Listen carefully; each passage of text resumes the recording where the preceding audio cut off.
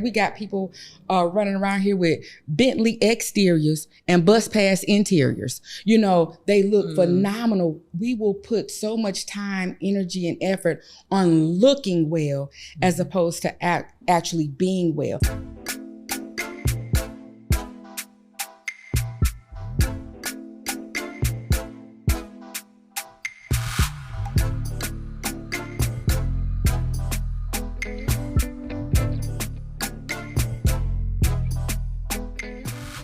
Hello, and welcome to today's episode of Pearls in Politics Podcast. My name is Kahala, and I'm your host. We are so happy to have you with us today as we continue our series on mental health in the African American community. Today, as we continue to polish our pearls and try to focus on becoming our best selves emotionally and psychologically, we will discuss a topic near and dear to me, the state of the African American woman's mental health. Joining me today is my dear friend and licensed clinical professional counselor, Tyler Roy. Hello, Tyler. Hello, Miss Kyla. How are you? I am wonderful. How are you today? I'm wonderful, and I'm extremely elated to be here with you today, so thank you. And I am elated to have you. So you already know how I feel about you. Mm-hmm. And so to have you here today to discuss mental health and the African American woman just means so much to me. Like when I was thinking, who should it be? Literally no one else came to mind. And so, because when I think of everything that you do, you have a strong social media presence. Okay. You have a large community that follows you and loves you, and you give it to us straight. Like like there is no buffer, there's no chaser, and it's perfect. The way your delivery is perfect. And so I wanted you to come on today and talk to our viewers and our listeners about our mental health, yes, about our struggles and challenges and getting past that to a place of healing. I'm not going to cry today. I'm not. Okay, that's a challenge that we're going to have for each other. Okay. We're not. Okay. That a pinky promise. Okay. Okay. So, yes, I wanted you to come on and talk to us about us today. Okay. So, tell our viewers and listeners, how do we know each other? Okay. Pinky promise, right? Yes. Okay. So, you are a little bit younger than me. Operative word being a little bit younger than me. Right. So you kind of came up with my brother. But our reintroduction was when we were both panelists. And I don't know if you even remember this, when we were panelists for the Big Hat Brunch. Yes. Which was a phenomenal experience, if you remember that. Just a room full of women. And you introduced me to the biblical story of Ruth. And I was at a tough time in my life at that point, and I was contemplating doing a book about my healing process. So this had to be about 12 years ago.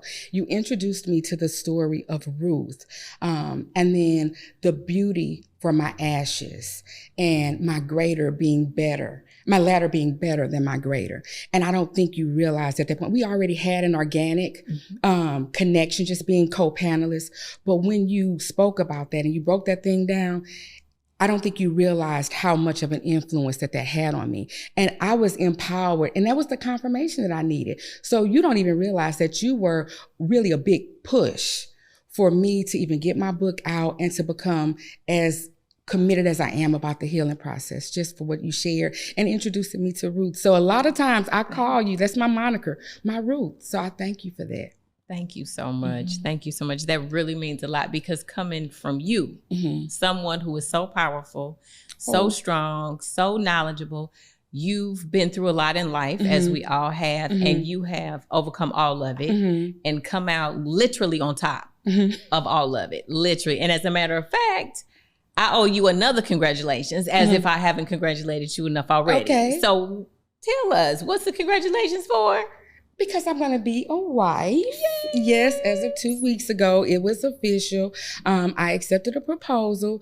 No, we haven't set any kind of dates or anything. I'm ecstatic. I'm at a great place, so I'm excited. So thank you. Thank you. You're so welcome. You're so welcome. So speaking of great places and great spaces and healing from places that we've been, no matter what. It doesn't have to be relationships. It could be loss. It could be grief of anything or anyone. And just being in, as we stated in a previous episode, living in such uncertain times. So what does the LCPC want our community of women to know moving forward? One of the things that I will let people know, and I think if there is a silver lining to this whole pandemic, it is the fact that it has catapulted the importance of sound mental health to the forefront. What has happened as a result, corporations, agencies, the government is recognizing and realizing we need people to be mentally sound. We need people. We've gone through a collective trauma. And so now there's this push. Fortunately, mental health is not as stigmatized as it has been historically. And so what is going on now is that people are becoming more comfortable. When you're hearing celebrities, when you hear people like Charlamagne the God, when you hear people like Regina King, when you hear people like Nia Long, who are being very vocal about the importance of mental health, when people are saying, I have to see my therapist every week, it's becoming more normalized and it's becoming more socially acceptable, as opposed to in the past where we've been made to feel like there's this shroud of secrecy, or this shroud of shame or embarrassment with I'm needing help. So now it's becoming more socially acceptable to say and to get help. So I think now that we're being forced to realize that it's imperative, jobs and corporations are recognizing and standing behind people. I see a push, even with the shift with churches. Historically, what have we been taught, especially in the Black neighborhood, in the Black culture? What goes on in this house stays in this house. Or if there are issues, we're going to go to church and we're going to pray it away. I'm actually commissioned by a lot of different churches here locally, as they're realizing some things we can't just pray away. So our community a lot of time is plagued with unresolved traumas. Who experiences grief and loss and traumatic events more than we do? And so I think we're moving to a place where getting mental health services is less stigmatized, more socially acceptable, and now more people are doing it. Well, that's very true, because as you said, from the celebrities, and of course, no one will ever forget Simone Biles in the Olympics. Yes, absolutely. And I think that really, in addition to the Nia Longs and the Charlamagnes, that put it on everybody's radar. So no matter your race, no matter your gender, whether you were in China or America, she put it all the way on the map, and she chose her. In every way in that instance. And I think so many people they just couldn't believe it, because it was the Olympics and you trained your whole life, and but she said, I'm going to choose me. And that's exactly what she did. And again, like you said, the stigma, it's loosening its grip, because I'm with you. Like you said, I'm only just a little younger. You're so young, and I am too. But just in our generation, you did not go to therapy. You did not talk about mental illness. You did not do any of those things. So for you to be able to sit here and tell us that it's loosening, like I said, its grip on our community and on the world. And so now we can move into those spaces to come see you freely, right? And it's good to be like, what'd you say? Oh, I'm gonna go see my I got a therapy appointment. Y'all gonna wait because I'm going to therapy. Absolutely. So yeah. And people are now, they're not as ashamed. It's not, again, with that stigma being removed, people realize, I tell people this all the time, there's a misconception that crazy people go to therapy, or it has been historically. I tell people all the time, people come to therapy to keep from going crazy. A lot of the people that I see, people are in therapy because of people in their lives who they love who should really be in therapy. So when we start looking at all of these things, we just got through, or we're getting through, what's called a collective trauma with this pandemic. There's not a place on the globe that was not impacted by COVID. Right. And so on top of that, we were dealing with political unrest. And here, in the throes of a global pandemic, we were still reminded about the racial tensions with George Floyd, we were reminded that even in the midst of a global pandemic, that we're still at a huge disadvantage across the board. So we're dealing with this collective trauma, trying to figure out how to get through these things, and we're still being pelted. When I tell you the mental health profession has been, when it has been so inundated with just, I've been spending, with the last couple months, just really troubleshooting and trying to get people to understand not to get discouraged, because we're bustling at the seams at points. I tell people when I had my, how can I put this? I had my established clients that I was seeing. And then when the pandemic struck, I had a whole new series of people who had never dealt with any kind of depression or anxiety. Then I had children. Then I had first responders. Then I had teachers and administrators and principals who were trying to get acclimated. So there was just, this huge demand. You had telehealth, which came on the scene and made it accessible to everybody. So you had all of these people wanting services right away, and you didn't have enough clinicians to be able to provide that. Right. So now you have these disenchanted people that are like, I can't find a therapist anywhere. We're here and we're getting to it. But the important part is that people are realizing, I need this. You don't have to be, severely depressed to see a therapist. Sometimes you seek therapy to prevent. We're talking about preventative measures. You see a therapist or you seek therapy to prevent becoming severely depressed. Yes. So I know for me, I have a friend and she has no what you would, diagnose or anything like that, but she is the poster child for I do it so I don't get there. And she's like between work and being a wife and motherhood and everything else that goes on. And like you said, the social traumas, because whether or not we understand or we think, oh, well, that doesn't affect me because it didn't happen to me. But it really does affect me because I hear about it. I watch it on the news. People are talking about it at work. And I'm kind of worried about it, right? Because it really could be me.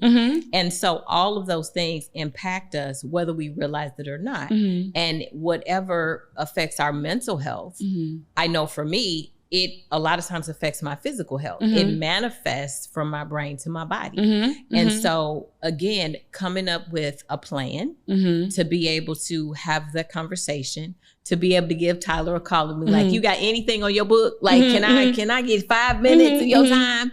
Because we really want to be able to be healthy mentally and otherwise. So tell us about your journey from East St. Louis, all the way to where you are today, and how your life experiences from the 89 blocks all the way to your private practice, how that builds itself or pours itself into your practice and your clients. Well, a lot of people may not even realize that my earliest career started in corrections. I still have a huge passion for corrections. I was actually a probation and parole officer for the state of Missouri for 9 years prior to, and yes, for 9 years. And it was really that during my career with probation and parole that got me interested in counseling. And probably year 4 of my career, it's like this light bulb went on in the state of Missouri and maybe even nationally, where people were realizing most of the offenders that we're seeing, they're not necessarily just these bad people. They just make horrible choices and decisions. So there was this huge push. They were pushing reality therapy and cognitive restructuring. And they were looking for people to facilitate groups, which basically says, if you want to learn how to make better choices and decisions, you have to change your thinking. So they understood that a lot of the choices and decisions, substance abuse, crime committing, domestic violence, a lot of that they were seeing on the corrections end and in the probation and parole and criminal end were coming from flawed decision-making, unresolved trauma, unaddressed mental health issues and things of that nature. So, and inaccessibility to resources. So there became this huge push to do cognitive restructuring. Let's help them learn how to think differently so that they act differently and maybe the outcomes are different. So I became super interested in that. And I was one of the facilitators for this cognitive restructuring thing. And I absolutely loved it. I loved watching the light bulb come on for people. I loved watching people who had historically made a mess of their lives up until that point So I didn't realize there was a different way that I could do it.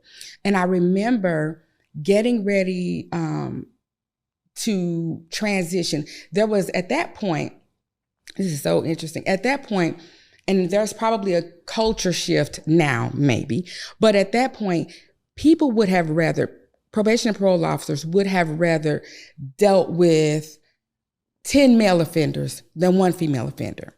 So they started doing this big push. We're going to do a gender specific caseload. You know, everybody was talking about this gender, we're on all female caseload. And I just remember thinking to myself, what idiot are they going to find to do just an all female caseload? The very next day, I was called into the office. And then they asked you. Yes, because of the work I had done with the cognitive restructuring. And so with the cognitive restructuring groups. So to make a long story short, I started working very closely with these women one-on-one in an intensive supervision kind of capacity. And I realized if you teach people and you give them an opportunity to talk about the things that they've gone through, if you give them a space, a safe space to talk about the things that they're going through, there's a good possibility that there's going to be some resolution to those issues. People don't wake up and say, I just want to be a hardcore criminal. I want to wake up and I want to start doing crack. I want to wake up and I want to start, neglecting my children. They don't wake up to do that. But a lot of their circumstances prevent them from having the tools and the knowledge and the insight and the resources to be able to do it. So when I got ready, when I started realizing the impact I was making, I was like, I can't do this. There's only so much I can do as a probation officer. So I started moving towards counseling. And when I got ready to leave, after I got done with my degree, my master's degree in counseling, I got ready to leave, and I remember a 30-year veteran saying to me, Tyler, I need to know your secret. I've never seen adult men and women crying because they were losing their probation officer.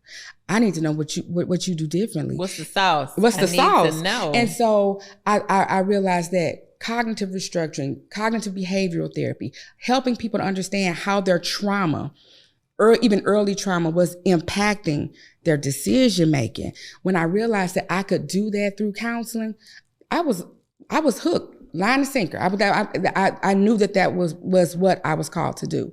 And so I started off, I have an extensive history. I started off with the geriatric population in nursing homes. I did a lot of work with foster care, specialized foster care and traditional foster care. I did a lot of work with at-risk youth in a residential placement setting. One of my, and I don't think we talked about it, but one of my licensures is I'm an Illinois licensed LCPC, but I'm also a licensed sex offender treatment provider. I'm a certified sex offender treatment specialist.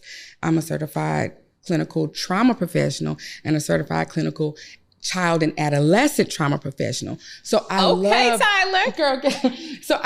the fact that I'm able to help people understand how that trauma impacts them, and how if they can kind of resolve some of those issues, it can help them with better decision making and just being happier and healthier across the board. Mm-hmm.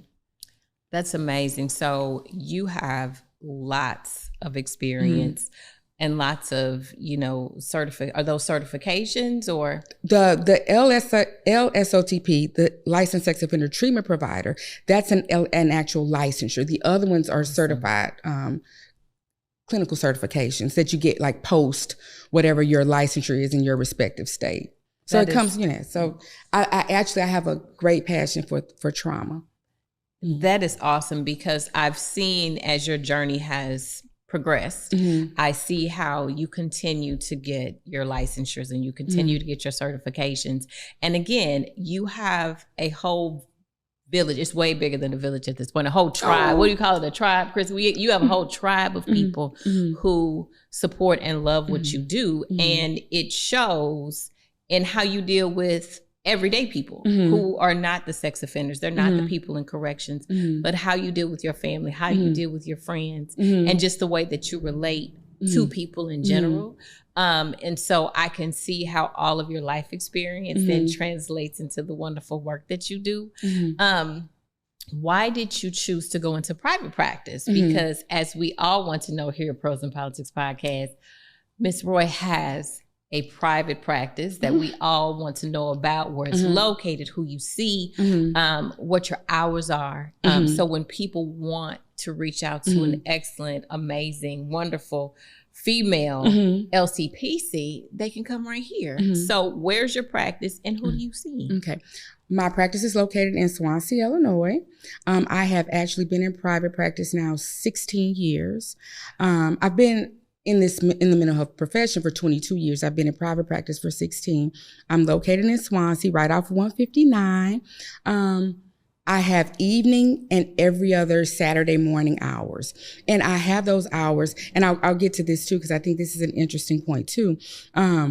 I have those hours, which allows me to really be able to accommodate people who work full time or who work Monday through Friday and have pretty unconventional hours. So Saturday morning, sometimes I see children, I see adults, I see the geriatric population, I see individual couples and families. So anything, my specialties are any kind of mood and behavioral disorders, adolescent or adult mood or behavior disorders, post-trauma issues, grief loss issues, relational issues, any kind of major life transition. I especially like my work with women's issues.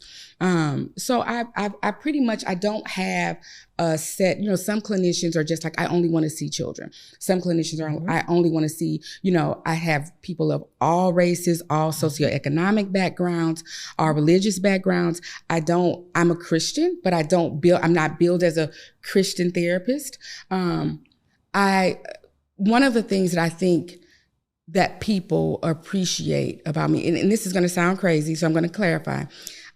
I told you I've been in private practice 16 years. I have about 4 people who've been with me for 16 years.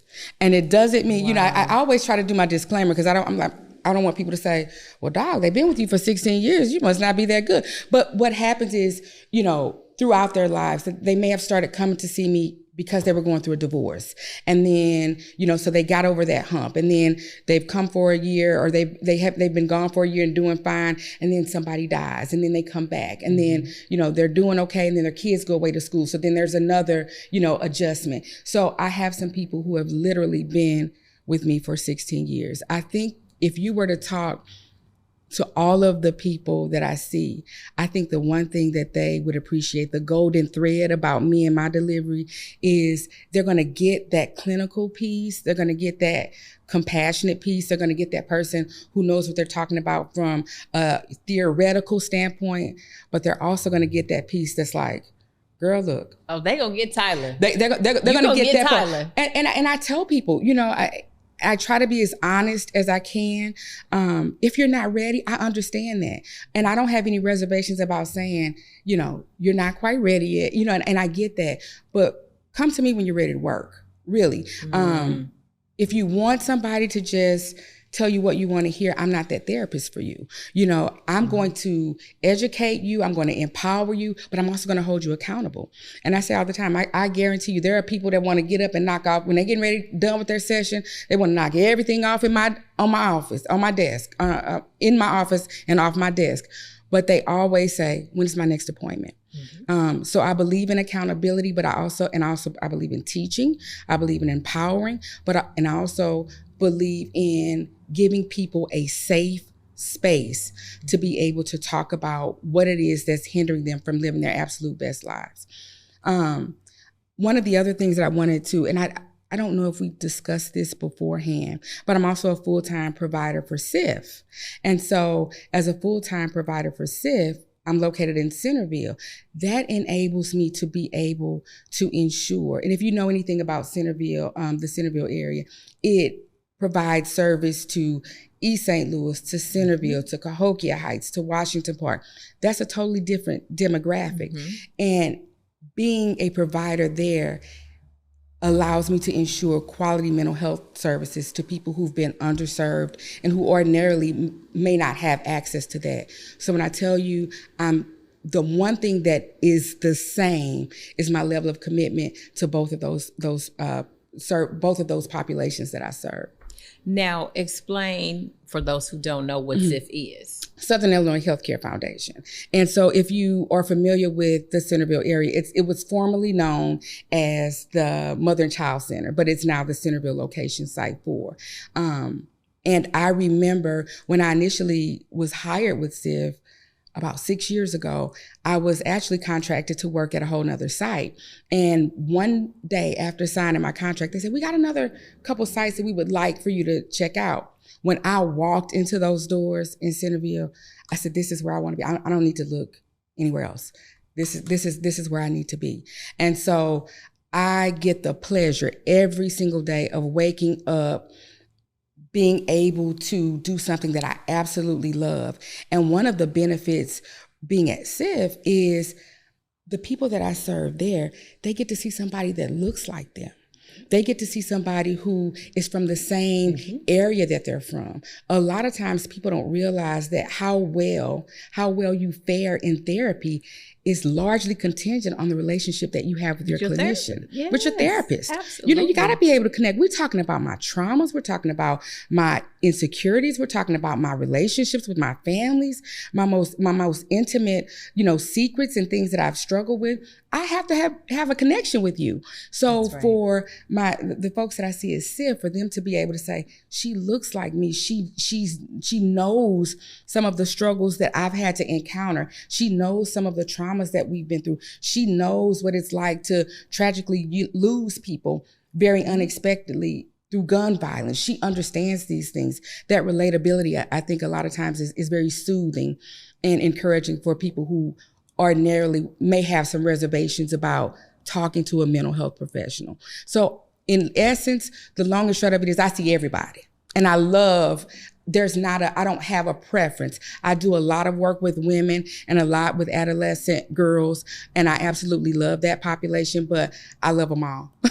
I love them all. And I don't think there's any question as to the level of care that men and women and children get from Tyler Roy, because it emanates from you. It is something that you can tell you live it, you breathe it, like it's like the air you breathe and the water you drink, and you don't come off judgmental. You don't come off preachy. You come off, like you said, I'm going to give you my clinician and all of my education and all of my stuff, but then I'm going to give you Tyler, I'm going to give you Centerville, East St. Louis, Washington. You're going to get all this black girl magic today. You're going to get edge You're going to get edge mic today. You're going to get that. all of that. And so, again, the relatability, I think that's one of the reasons that we have gravitated to each other as much as we have.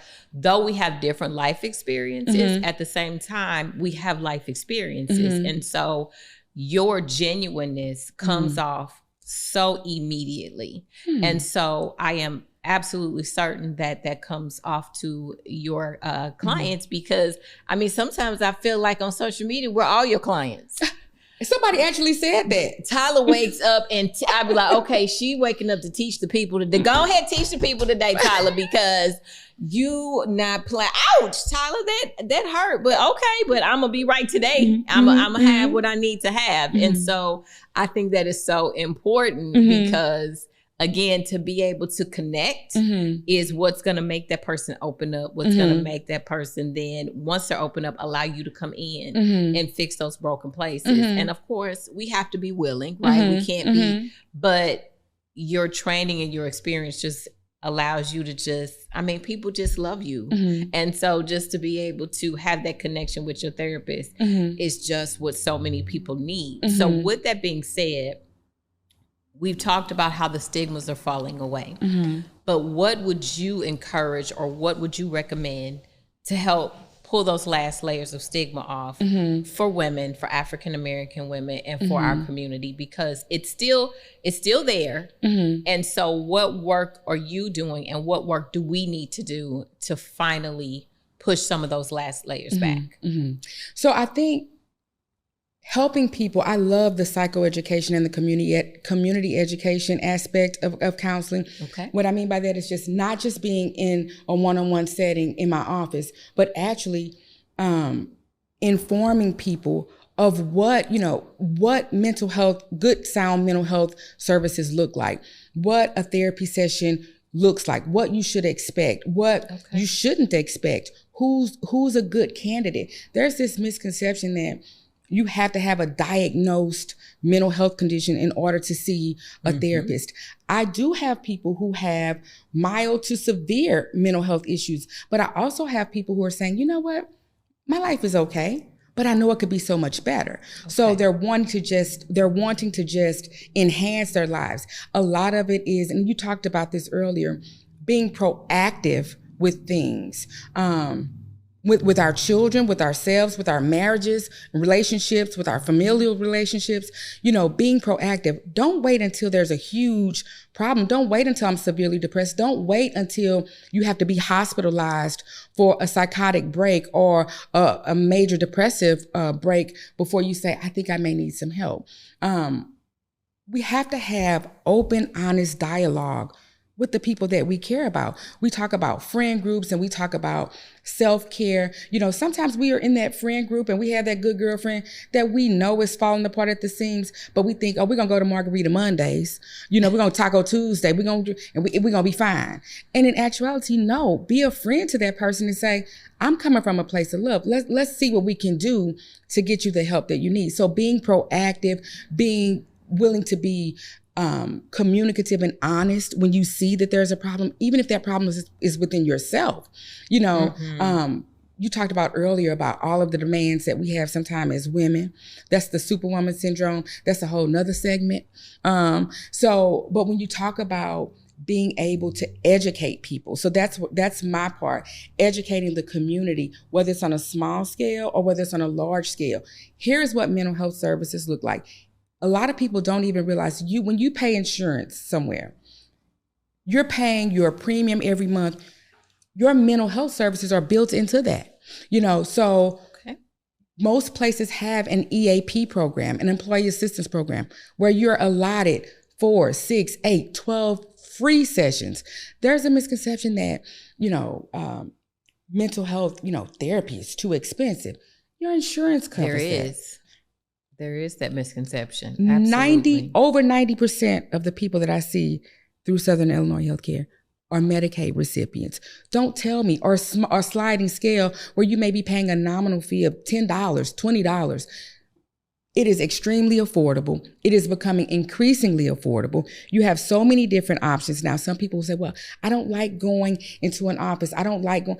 You have teletherapy. Now you don't even have to leave the comforts of your home to receive quality mental health services. So increasing awareness, increasing the visibility of people who are willing to say, not only do I go to therapy, but let me show you how therapy has worked for me.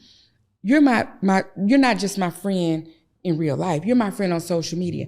I'm floored sometimes and moved to tears with the testaments that people will put publicly on my page, acknowledging what working with me has done for them, or how therapy has been beneficial for them. Or I had somebody just do something like this huge write-up, and I just sat in my office and cried, and she credited me with saving her life. I mean, she did this whole testament, on her page, shared it on my page. So people being boisterous and vocal and communicative about, I'm not just telling you something that I know or that I suspect. I'm telling you something that I've watched, and here's the proof of how I've become better as a result of therapy. So increased visibility, making sure that people are aware of the accessibility of resources to them in their areas, assuring people that maybe individual therapy is not for you. Maybe you're not ready yet. Mm-hmm. Group therapy, you also now have teletherapy where you don't even have to talk. You can text therapy. Now, I'm not a big proponent of that because I still like the one-on-one, the actual interaction. Personal interaction. So you've got so many different avenues and vehicles out here. There is no reason that somebody who is in a mental health crisis should not be getting the services that they need. And again, you have churches now who've historically tried to tell you, we're just going to pray it away, that are saying, no, I know that there's probably about 4 pastors locally, if not more, that have me on speed dial. And it's funny that you would mention that, because one of my favorite quotes of many from Pastor Jamal Bryant is, you need a Jesus and a therapist. Absolutely. And so it tickled me so the first time I heard him say it, but that is absolutely the truth. Like, I'm with you. I'm a Christian. My faith gets me through a lot. And so that will never be diminished or dismissed. But there are a lot of people that you and I both know. And in the world today, again, I want people to understand, this is not a race thing. This is not a gender thing. This is not a socioeconomic thing. This is a human being. This is a life thing that we want to be mentally strong and healthy. And there is absolutely nothing wrong with God and a therapist. Absolutely. And you know, one of my favorite mantras, I say, we got people running around here with Bentley exteriors and bus pass interiors. You know, they look phenomenal. We will put so much time, energy, and effort on looking well as opposed to actually being well. And when I say well, being well holistically, mentally, emotionally, psychologically. You know, what good is it to be successful by the world standards, but severely depressed? You know, you have people like Anthony Bourdain. You have people like, you know, I always reference people like Robin Williams, Anthony Bourdain, you know, Kate Spade. These people who are at the top of their game, you know, they're revered by the world, you know, in their respective careers, yet they're so miserable. Robin Williams spent his entire life making the world laugh, but he was so miserable that he took his own life. You know, Anthony Bourdain was away, you know, filming for his next cooking show, and took his own life. You know, so a lot of times we are so busy and so committed to looking well that we're not devoting enough time, energy, and effort to actually being well. And it's out there. The help is out there. So in addition to therapy and your services, what are some of the more organic ways that you, for instance, make sure that you are mentally healthy, that you are in the best space for you to be able to give everything that you give to the rest of us, to the rest of the world? What else do you do? Do you do self-care? Do you, go run? Like, what do you do, and what do you recommend for those of us? We might already be in therapy. And so we're like, oh, are there other options, Tyler? Or therapy may not be where we're at yet, but you might have something else that you can recommend on that road, or that might be just what that person needs. So therapy should be used in conjunction with all those things. You need a sound support system. You need to ensure that health-wise, that you're making sure that you're at the most optimal place that you can be physically, health-wise. Spiritually, you need to be making sure you're checking on yourself, you're aligning yourself with those things that are good for you spiritually. Self-care, I'm the self-care queen. But not only, people have to understand, I spend all day absorbing. And when I tell you, when I'm sitting here like, she deals with all of this on a daily basis. When I tell you, Kahala, to hear some of the stories, to talk to people when they are in the throes of some of the most despicable, despondent, unbelievable situations, traumatic situations that you could even possibly muster up, to absorb that every day. I learned early. Now, initially as a new therapist, of course, it was exhausting, but I had to learn quickly. If you're going to stay in this field, you have to learn how to balance. You have to learn how to, that's just like somebody who's a stylist, okay, a hairstylist. You're not at work. You're not in the salon, but you may be standing behind somebody, in the grocery store and be like, oh, she got the worst split ends. It's something that you just can't turn off. So I can never turn off being a therapist. But in order to be a good mother, a good daughter, a good partner, a good friend, I have to be able to differentiate and set some boundaries and completely, so I never completely disconnect, but I have to be able to kind of decompress. So when I say self-care, I mean self-care. A lot of times people say, oh, I'm going to take me a mental health day. And so they'll take a mental health day.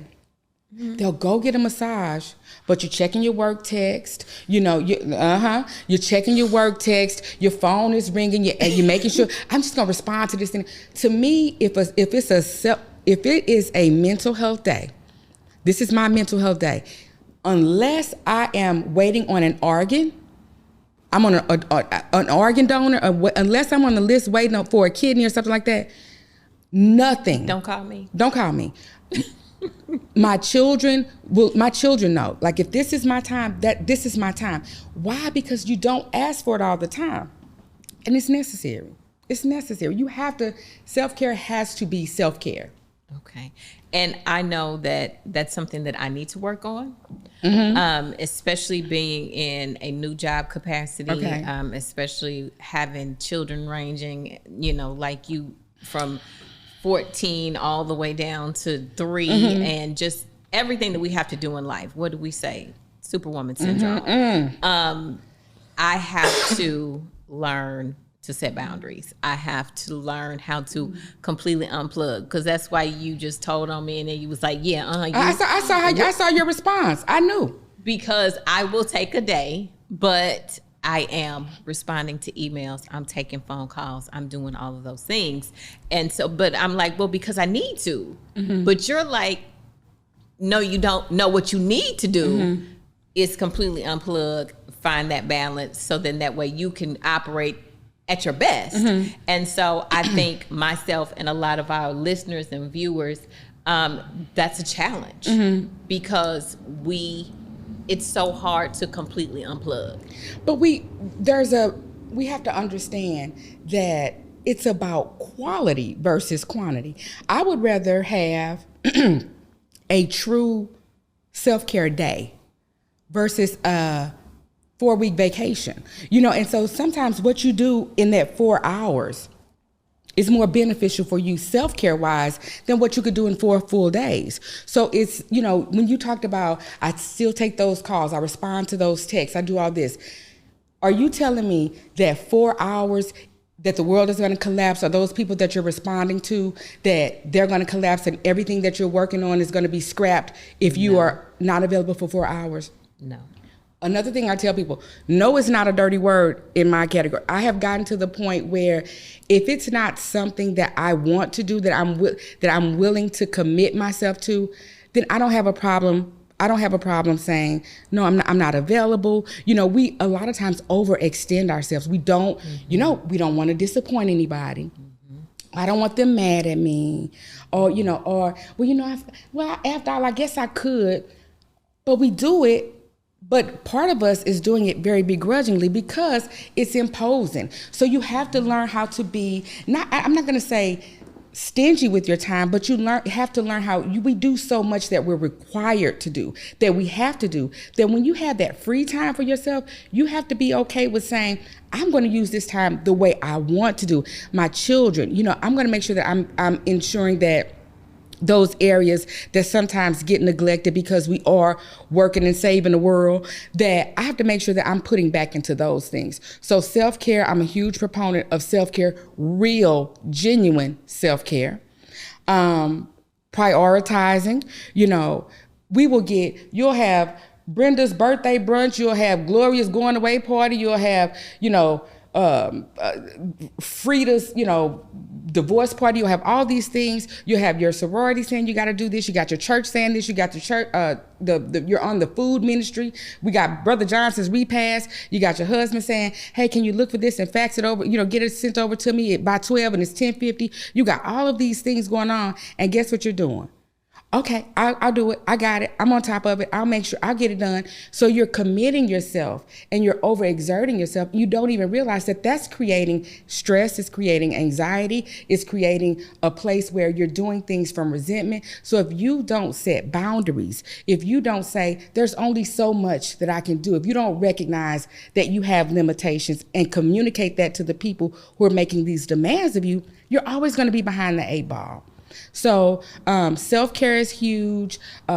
Again, finding a therapist, if you do decide to find a therapist, making sure that it's a good fit. I've seen people go and devote a year to therapy. And I would say, how long were you seeing your previous therapist? For a year? Well, how do you think it? I never felt connected. You spent an entire year wow. going to see. It's not even monetarily about the money you've spent. It's about That's the a time. year that you could have been a lot further. I tell people a lot of times, I wish ethically it was acceptable to take a before picture of a person the day they walk into the office to start therapy, and maybe 6 months in. I would love for them to see the before and after. When you start devoting that time and really putting the work in, we're not supercomputers. You can be a great attorney, but if my marriage is falling apart, you know, I can be a spectacular spouse, but if my children don't feel a connection to me, I can be a great, I can be a great, person at church, a great pastor. But if I have a strained relationship with everybody else in my family, we're not supercomputers, so we have to kind of make sure that in any area that we can be operating optimally, that we're doing that. You have so much to offer and so much to share and so much to teach. How do we get a hold of you? Well, you can reach me. My website is www.tdroylcpc.com. You can also visit check out my profiles on therapyforblackgirls.com and Psychology Today. If you contact me via any one of those vehicles, there is a 100% chance that I am going to answer and field those calls and respond to those emails. 16 years in private practice, and I am still responsible for fielding and scheduling all of my calls because I want that initial contact. I want that initial contact and experience with you. So all of those, I can be reached in all of those areas. My website, Psychology Today, and therapyforblackgirls.com. That is awesome. So you mentioned to me prior to coming that there were just one or two things that you absolutely wanted us to know. Did you cover those, or is there still a nugget somewhere deep inside of Tyler that you want us to know before we let you go today? The most important nugget, I think I touched on everything, but the most important nugget, I had a mom tell me, and this is still to this day the most profound thing that I've ever heard in a therapy session. I had a mom say to me, I am here so that my children won't have to be. And I think when you're struggling or you're contemplating whether or not therapy is right for you, if you can't make that decision for yourself, consider the people that are closest to you. Consider the people that you love the most.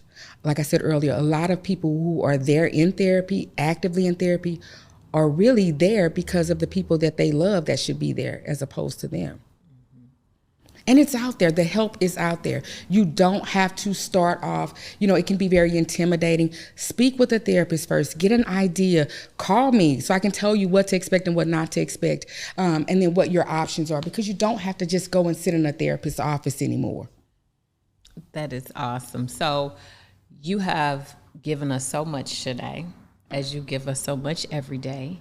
And I really appreciate you coming because, again, we want people healthy, mentally, physically, emotionally.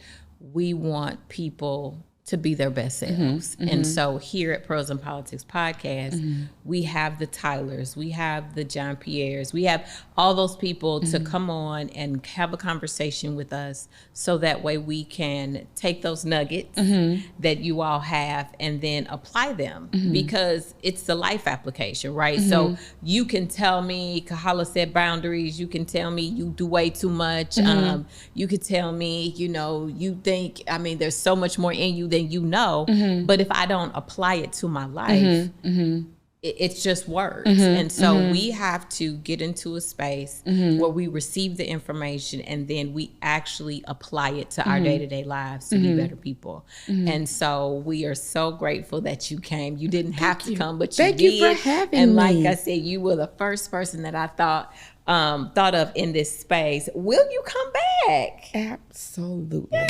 Absolutely. So Thank you for excited. having me. Thank Absolutely. you. I'm so excited. And we will see you again and again Yes. on Pearls and Politics podcast. Thank you. It's been amazing. Thank you. So thank you so much for joining us today as we talked about the mental health of the African American woman in our series on mental health in America with the African American community. So thank you so much for joining us, and we will see you again next Friday.